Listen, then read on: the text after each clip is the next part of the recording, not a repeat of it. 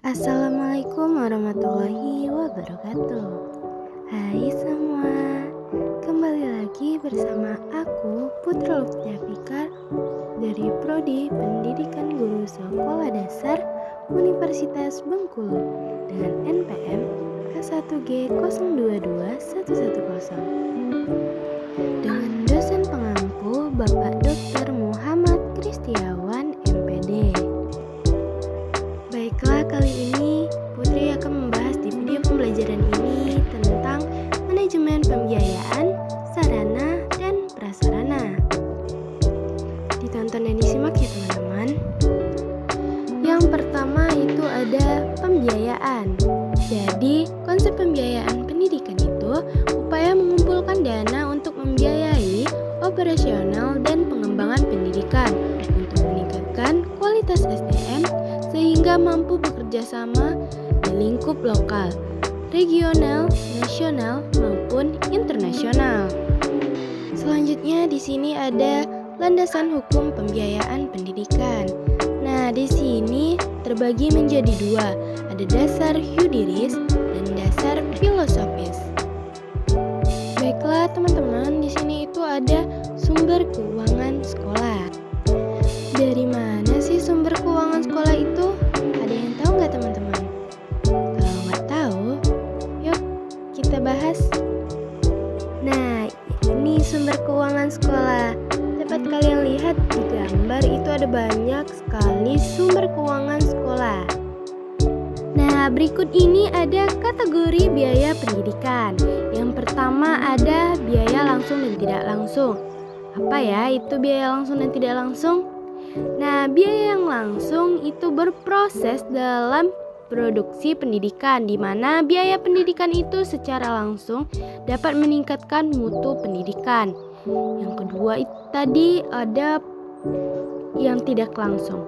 Nah, yang tidak langsung ini pengeluaran yang tidak secara langsung mendukung proses pendidikan, tetapi memungkinkan proses pendidikan tersebut terjadi di sekolah, meliputi biaya hidup, transportasi, biaya jajan, biaya kesehatan, dan biaya-biaya lainnya. Selanjutnya ada biaya masyarakat dan biaya pribadi. Nah, biaya masyarakat ini dapat dikatakan sebagai biaya publik, yaitu sejumlah biaya yang harus dibayar oleh masyarakat untuk pendidikan. Yang kedua itu ada biaya pribadi. Nah, biaya yang dikeluarkan oleh keluarga untuk membiayakan sekolah anaknya dalam bentuk uang sekolah, uang kuliah, pembelian buku, dan dana hidup siswa. Selanjutnya, pendekatan biaya satuan pendidikan. Nah, di sini juga dibagi menjadi dua. Yang pertama, pendekatan makro. Berdasarkan perhitungan pada keseluruhan jumlah pengeluaran pendidikan yang diterima dari berbagai sumber dana, kemudian dibagi jumlah peserta didik. Yang kedua itu pendekatan mikro. Nah, berdasarkan perhitungan biaya berdasarkan alokasi pengeluaran per komponen pendidikan yang digunakan oleh peserta didik. Masih membahas tentang pembiayaan, di sini ada fungsi pembiayaan pendidikan. Yang pertama, memungkinkan penyelenggaraan pendidikan dilakukan secara efisien dalam artian dana yang diperoleh dapat digunakan untuk mencapai tujuan tertentu yang diinginkan.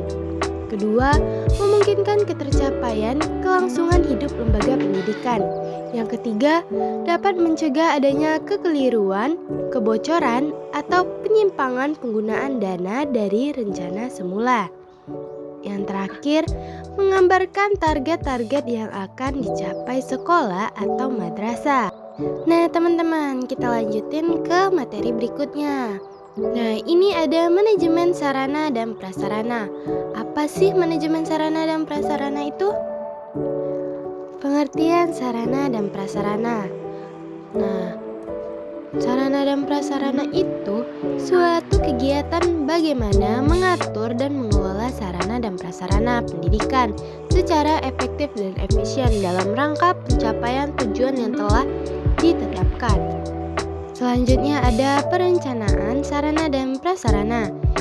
Dengan demikian, perencanaan sarana dan kegiatan dapat didefinisikan sebagai keseluruhan proses perkiraan secara matang rancangan pembelian, pengadaan, rehabilitasi, distribusi, atau pembuatan peralatan dan perlengkapan yang sesuai dengan kebutuhan sekolahnya.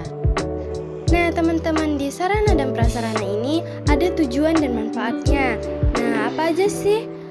Baiklah, kalau tujuannya itu untuk menghindari terjadinya kesalahan dan kegagalan yang tidak diinginkan. Yang kedua, meningkatkan efektivitas dan efisiensi dalam pelaksanaannya. Apa aja ya manfaatnya? Manfaatnya itu ada dapat membantu dalam menentukan tujuan dan meletakkan dasar-dasar dan menentukan langkah-langkah yang akan dilakukan. Yang ketiga itu menghilangkan ketidakpastian. Dan terakhir dapat dijadikan sebagai suatu pedoman atau dasar untuk melakukan pengawasan. Di sini juga ada persyaratan dan perencanaan sarana dan prasarana. Nah, dapat kalian lihat sangat banyak bukan? Yang pertama itu dapat membantu dalam menentukan tujuan. Kedua, meletakkan dasar-dasar dan menentukan langkah-langkah yang akan dilakukan. Ketiga, menghilangkan ketidakpastian. Keempat, dapat dijadikan sebagai suatu pedoman atau dasar untuk melakukan pengawasan, pengendalian, dan bahkan juga penilaian agar nantinya kegiatan dapat berjalan secara efektif dan efisien. Yang kelima, perencanaan pengadaan sesuai dengan plafon anggaran yang disediakan. Keenam, mengikuti prosedur yang berlaku. Yang ketujuh, mengikuti serta unsur orang tua murid. Kedelapan, fleksibel dan dapat menyesuaikan dengan keadaan perubahan situasi dan kondisi yang tidak disangka-sangka. Kesembilan, dapat didasarkan pada jangka pendek atau 1 tahun, jangka menengah 4-5 tahun, dan jangka panjang itu 10-15 tahun. Kita lanjutin ke perencanaan pengadaan barang bergerak dan barang tidak bergerak. Yang pertama itu barang tidak habis pakai, menganalisis dan menyusun keperluan sarana dan prasarana sesuai dengan rencana kegiatan sekolah, serta memperhatikan fasilitas yang masih ada dan yang masih dapat dipakai. Kedua, memperkirakan biaya sarana dan prasarana yang direncanakan dengan memperhatikan standar yang telah ditentukan. Ketiga, menetapkan skala prioritas menurut dana yang tersedia, urgensi, kebutuhan, dan menyusun rencana pengadaan tahunan. Nah, selanjutnya ini yang barang tidak bergerak, seperti tanah. Nah, menyusun rencana pengadaan tanah berdasarkan analisis kebutuhan bangunan yang akan didirikan serta lokasi yang ditentukan berdasarkan pemetaan sekolah. Terus, mengadakan survei tentang adanya fasilitas sekolah seperti jalan, listrik, air, telepon, transportasi, dan sebagainya. Berikutnya, mengadakan survei harga tanah.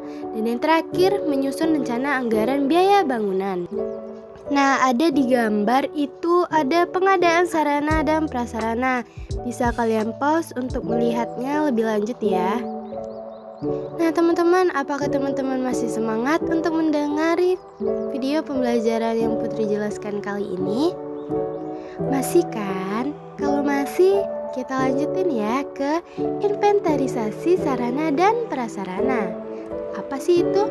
Nah, inventarisasi berasal dari kata inventaris Latin, sama dengan inventarium yang berarti daftar barang-barang, bahan, dan sebagainya. Inventarisasi sarana dan prasarana pendidikan menurut Barnawi adalah pencatatan atau pendaftaran barang-barang milik sekolah ke dalam suatu daftar. Inventaris barang secara tertib dan teratur menurut ketentuan dan tata cara yang berlaku. Bagaimana ya memeliharanya? Nah, pemeliharaan sarana dan prasarana. Kegiatan untuk melaksanakan pengurusan dan pengaturan agar semua sarana dan prasarana selalu dalam keadaan baik dan siap untuk digunakan secara berdaya guna dan berhasil guna dalam mencapai tujuan pendidikan. Penghapusan sarana dan prasarana.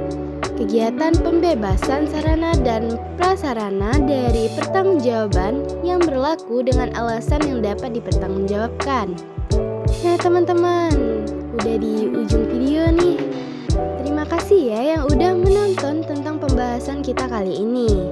Dan jangan lupa untuk menonton video pembelajaran yang lain yang ada di channel ini ya teman-teman. Makasih. Putri akhiri, wassalamualaikum warahmatullahi wabarakatuh. Bye-bye.